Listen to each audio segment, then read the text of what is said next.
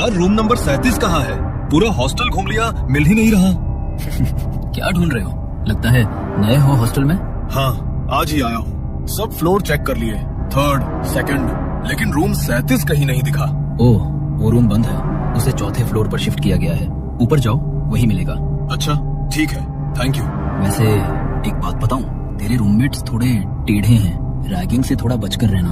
ओह, okay. Sameer उसकी बात सुनकर थोड़ा डर गया। पहली बार गांव से बाहर पढ़ने आया था। रैगिंग का नाम सुनते ही दिल में अजीब सी बेचैनी भर गई। वो अपने रूम में पहुंचा। अंदर कोई नहीं था। थका हुआ था, इसलिए बैग नीचे रखा और सीधा बेड पर लेट गया। कुछ देर बाद नींद में उसे लगा जैसे कोई हिला रहा हो, और तभी उसके चेहरे पर किसी ने ठंडा पानी फेंक दिया। वो चौंक कर उठ बैठा। अरे, हमारे आने से पहले सो भी गया तू? नया मुर्गा है और हमें सलाम किए बिना बेड पर चढ़ गया। वो जब आया तो कोई नहीं था, बहुत थक गया था इसलिए सो गया। सॉरी। अरे नहीं मुन्ना, सिर्फ सॉरी बोलने से कुछ नहीं होता। पैर छूकर माफी मांग और फिर बाहर जाकर मुर्गा बन, कुकड़ू कूकर सबके सामने। नहीं, प्लीज प्लीज मत करो ऐसा। मैं नहीं कर पाऊंगा। मैं हाथ जोड़ता हूँ, प्लीज मत कराओ ये सब। ओहो, शर्म आ रही है तो फिर एक और चैलेंज ले ले। डरपोक नहीं निकले तो इज्जत बच जाएगी। 3rd फ्लोर पर रूम नंबर 36 के पास एक पुराना कमरा है, बिना नंबर वाला। वही पुराना रूम 37। सुना है वहाँ एक लड़के ने सुसाइड किया था। उसकी आत्मा आज भी वहीं भटकती है।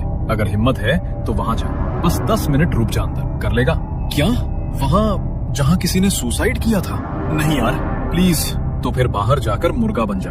दोनों में से एक चुन, रूम या रैगिंग। अगर दोनों से मना किया तो कल सुबह तक तेरा नाम हॉस्टल से गायब होगा। ठीक है, जाऊंगा। अच्छा बच्चा, तो फिर रात के ठीक 12 बजे जाएगा, अभी नहीं। और हाँ सुन, ये ले रूम की चाबी। बिना चाबी के अंदर कैसे जाएगा? लेकिन अभी मत जाना, असली मजा तो तभी है जब घड़ी रात के ठीक 12 बजाए। समझ गया ना? विक्की और उसके दोस्त हर नए स्टूडेंट के साथ यही करते थे। रैगिंग के नाम पर इतना डराते कि कोई उनके खिलाफ बोलने की हिम्मत नहीं करता था। विक्की ने समीर के फोन में अपना नंबर सेव किया और जाते जाते उसे वो पुरानी रूम की चाबी पकड़ा दी। समय बीता, घड़ी की सुई धीरे धीरे 12 के पास पहुंचने लगी। समीर अपने बिस्तर पर बैठा कांप रहा था, दिल जोर से धड़क रहा था। फिर उसने एक गहरी सांस ली और नीचे 3rd फ्लोर की तरफ चल पड़ा।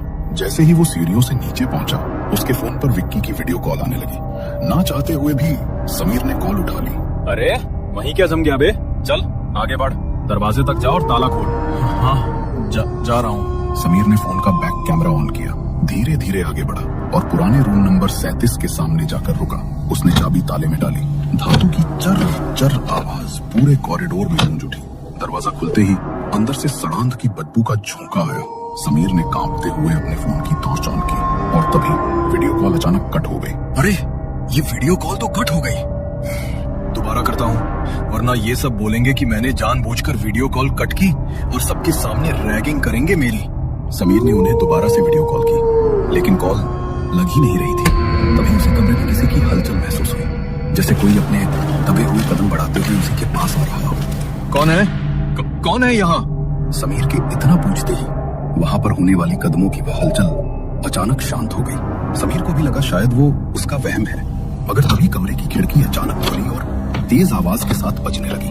अचानक किसी ने पीछे से समीर का पैर पकड़ा और समीर मुंह के बल जमीन पर गिर पड़ा। उसके माथे से खून बह रहा था। वो घबराता हुआ जल्दी से उठा और दरवाजे की तरफ भागने लगा, पर जैसे ही उसने दरवाजा खोलने की कोशिश की तो दरवाजा मानो जाम हो गया। तभी समीर को अपनी गर्दन पर किसी की गर्म सांसें महसूस हुई। उसके कंधे पर किसी ने अपना हाथ रखा। समीर का हाथ जोर से चिल्लाया और उसने जैसे ही पीछे मुड़कर देखा तो जतिन और राकेश उसके पीछे खड़े थे और उसकी वीडियो बनाते हुए जोर जोर से हंस रहे थे। तू एक नंबर का फट्टू चंद निकला। देख तो, इतना बड़ा होकर भी कैसे डर रहा है। तेरी तो हमने वीडियो बना ली है और अब तेरी ये वीडियो पूरा कॉलेज देखेगा। नहीं, प्लीज प्लीज ऐसा मत करना। देख, ऐसा तो होगा। अब रूल तो सबके लिए एक जैसा ही है ना। रैगिंग तो सब स्टूडेंट्स की होती है। तेरी नहीं हुई तो पुराने वालों के साथ अन्याय हो जाएगा। एक काम कर, इसके कपड़े भी उतार, उसकी भी वीडियो बनाएंगे, फिर असली वीडियो पब्लिश होगी। नहीं, प्लीज नहीं। वे दोनों जबरदस्ती समीर को उसके कपड़े उतारने के लिए परेशान करने लगे, मगर समीर ने उन्हें धक्का देकर वहाँ से भागकर रूम में जाकर बैठ गया। रूम में विक्की था। उसे देखकर विक्की गुस्से से भर गया। तू भागकर ऊपर आ गया। हमारी एक बात ना मानने का अंजाम तुझे पता है। कितना बड़ा खामियाजा भुगतना पड़ेगा अब तुझे इसका। विक्की समीर की ओर बढ़ ही रहा था कि तभी उन्हें राकेश के चिल्लाने की आवाज आई। उसकी आवाज सुनकर विक्की जल्दी से नीचे की तरफ भागा और देखा कि जतिन उस बंद कमरे के बाहर खड़ा है और राकेश वहां पर नहीं है। राकेश कहाँ है? और तू ऐसे बुत बनकर क्यों खड़ा है?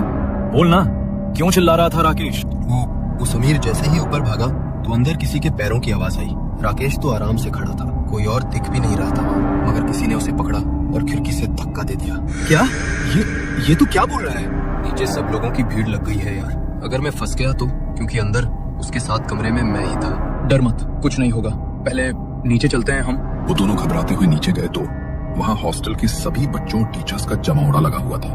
नीचे जमीन पर राकेश की डेड बॉडी पड़ी हुई थी।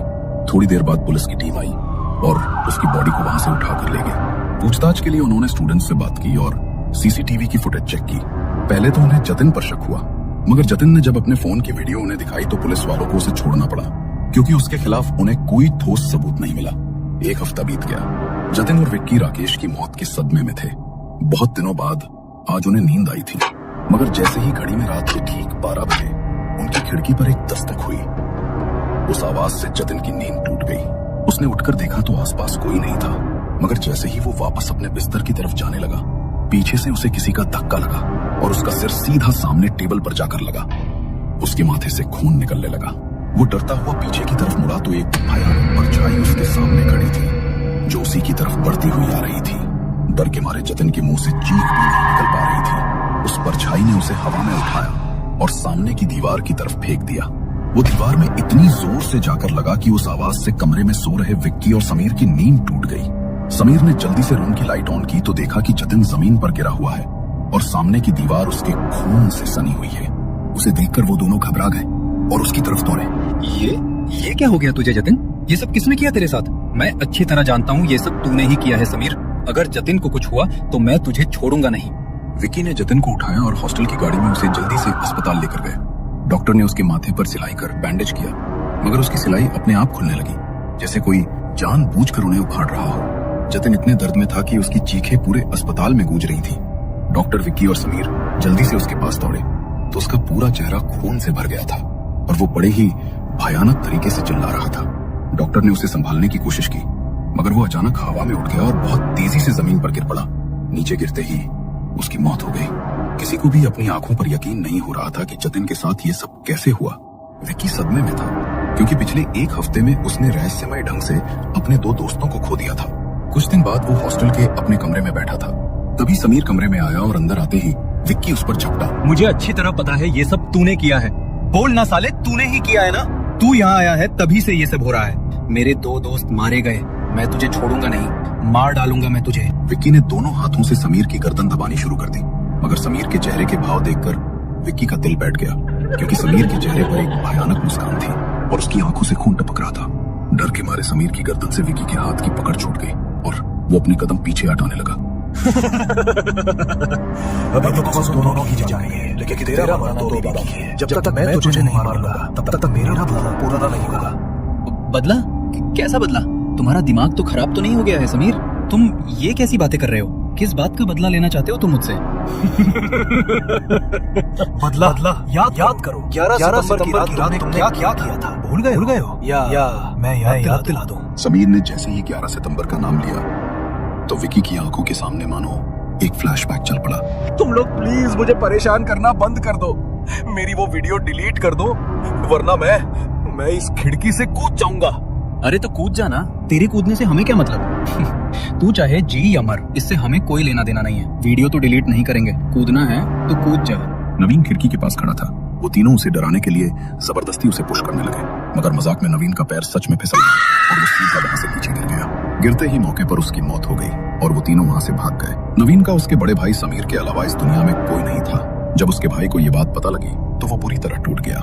नवीन बहुत बार अपने भाई को उन तीनों के बारे में बताता था। समीर उसे वहां से वापस लाना ही चाहता था, मगर इससे पहले वो उसे वहां से लेकर आता, उससे पहले ही वो चल बसा।